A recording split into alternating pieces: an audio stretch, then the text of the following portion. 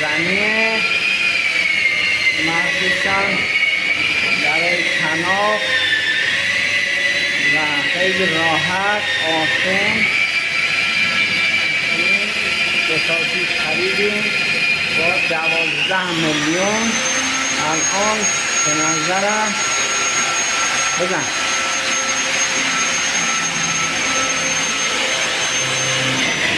استاد داری چی کار میکنی؟ استاد داری چی کار میکنی؟ سنباته دارم میکنی.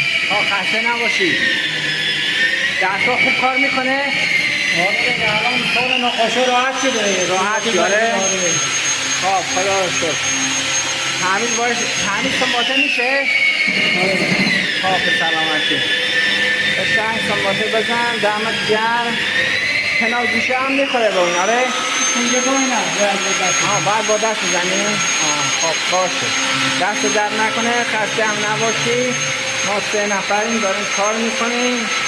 اینم کار سخته. کناف سنباته زدیم، رنگ زدیم. اینم سنباته بدنه داریم میزنیم. اینم خاک میشیم. اینم یه اوستا. خسته نباشی.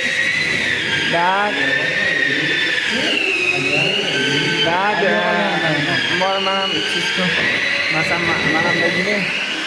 خسته نباشی. آقا سعید عزیز خوبه؟ قربان شما. یا علی